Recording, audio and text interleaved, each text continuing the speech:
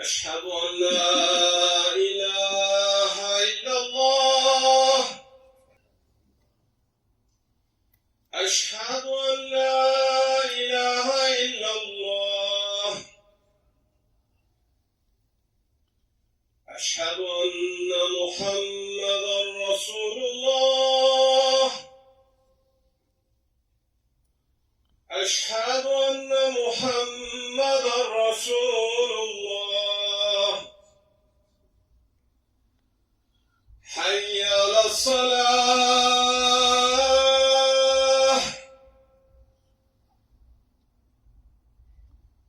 حي على الصلاة.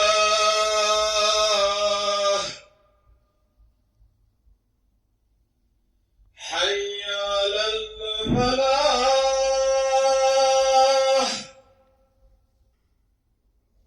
حي على الفلاح. الله أكبر الله أكبر. لا إله إلا الله. إن الحمد لله نحمده ونستعينه ونستغفره ونعوذ بالله من شرور أنفسنا ومن سيئات أعمالنا. من يهده الله فلا مضل له ومن يضلل فلا هادي له. نشهد أن لا إله إلا الله وحده لا شريك له ونشهد أن محمدا عبده ورسوله وصلوات الله وسلامه على رسوله محمد وعلى آله وأصحابه الطيبين الطاهرين وعلى أتباعهم التابعين ومن تبعهم بإحسان إلى يوم الدين. يا أيها الذين آمنوا اتقوا الله حق تقاته ولا تموتن إلا وأنتم مسلمون.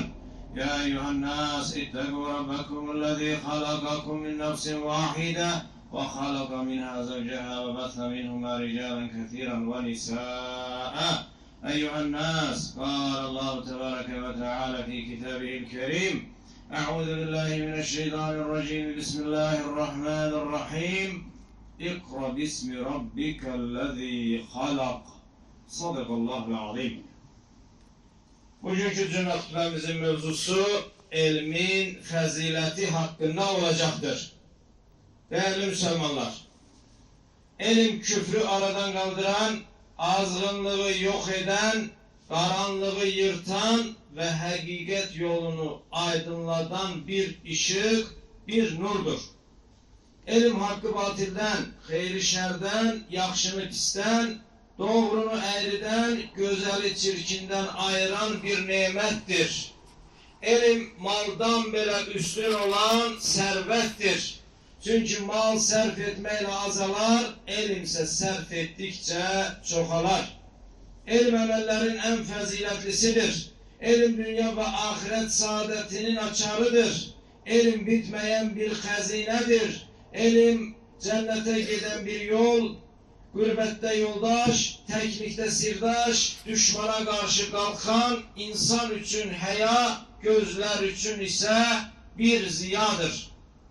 İlim ilk insan olan Adem Aleyhisselam'a meleklerin secde etmesine sebep olan değerdir. İlim Kur'an'ın ilk vahyinin emrettiği emeldir. Değerli kardeşler, Taha suresinin 114. ayetinde Rabbimiz Azze ve Celle âli ahlak üzerinde olan Peygamberimiz sallallahu aleyhi ve selleme emir formasında hitap ederek: ey Resulüm de ki Rabbim ilmimi artır diyerek dua etmesini emretmiştir. Dikkat etsek bakarız ki Rabbimiz Azze ve Celle ilme verdiği değer sebebiyle Resulünden ne ömrünü, ne malını, ne de evlatlarının sayını artırması için dua etmesini yok, mehz ilmini artırması için dua etmesini emretmiştir. Rabbimiz Azze ve Celle Fatır suresi 28. ayette ise böyle buyurmuştur: Allah'tan öz bendeleri içerisinde ancak alimler korkar. Bu ayet ise hakiki tekvanın ancak ilm ile elde edilebileceğini ifade etmektedir. Zümer suresi 9. ayette ise Rabbimiz Azze ve Celle böyle buyurur: Heç bilənlərlə bilməyənlər eyni ola bilərmi? Bu ayədə isə Rabbimiz Azze ve Celle həqiqi üstünlüğün ancaq elm ilə ola biləcəyini ifadə etməkdədir. Değerli kardeşler, Müslim'de gelen hadiste özünde bizim için güzel numuneler olan Allah Resulü Aleyhisselatü Vesselam böyle buyurur. İnsan öldükte 3 emel hariç bütün emelleri kesilir. 1. Sedeke-i cariye, devam eden yani sedeke. 2. Faydalı ilim. 3. Özü için dua eden salih evlat. Değerli kardeşler, Rabbimiz Azze ve Celle'nin elme verdiği değer sebebiyle biz ölsek bile öldükten sonra emel defterimizin sevap yönünden açık kalmasına sebep olan 3 emelin biri faydalı ilimdir. Tirmizi'de gelen hadiste Allah Resulü Aleyhisselatü Vesselam böyle buyurur. Allah bizden bir söz eşidip onu eşittiği kimi başkasına çarptıran kimsenin yüzünü ağ eylesin. Darimi'de gelen hadiste ise yine o Aleyhisselatü Vesselam böyle buyurur. Öğrenen, dinleyen veya ilmi seven ol. 5.'si olma, yoksa helak olarsan.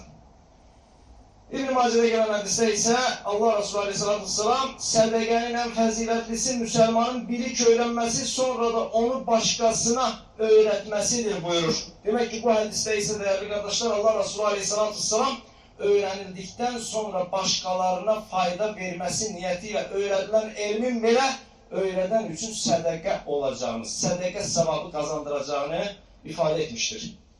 Allah Resulü sallallahu aleyhi ve sellem 1. Akabe beyatinden sonra Medine'li Müslümanların tehsili ile maraklanmış ve Mus'ab İbni Ümeyr ve İbni Ümmü Mektum'u Kur'an öğretmek için Medine'ye müellim kimi göndermiştir. Yani değerli kardeşler, Mekkeli Müslümanlar Medine'ye hicret etmeden önce Medine'li Müslümanlardan bir grubu Müslüman olup öz bölgelerine, öz şehirlerine Medine'ye kayıttıktan sonra Allah Resulü sallallahu aleyhi ve sellem Mekke'den 2 sahabeni 450 kilometre mesafeni qət edib. Oradaki təhlükələrlə karşılaşma ihtimali olsa bile onları Medine'deki Müslümanlara elm öğretmek için oraya göndermiştir.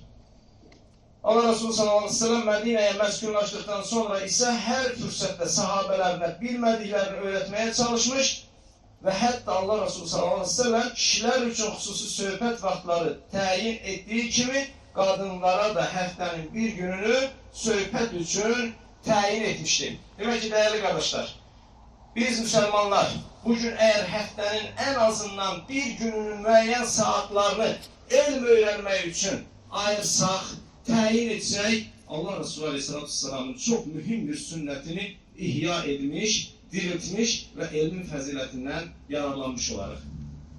Hicretin 2. ilində baş veren Bedir dövüşünde 70 müşrik esir alınmış, esirlerin fidye mukabilinde azat edilmesine karar verilmiş ve bu esirler arasında fidye ödeyebilmeyenlerin 10 ensarlının yani Medinelilerin evlatlarına yazmak, okumak, öğretmek mukabilinde azat olabileceği kararı verilmiştir. Mescid-i Nebevi'de, Peygamber Mescidinde sahabe talebeler için Suffe deyilen bir mekan kurulmuş, tesis edilmiş, okumak, yazmak öğretilen bu mektepten ise meşhur sahabelerden Abdullah İbni Mesud, Ebu Hureyre, Ebu Zer, Ammar İbni Yasir kimi meşhur sahabeler mezun ve talebe olmuştular. Değerli kardeşler, bir sözle İslam medeniyetinin temelini ilim teşkil eder.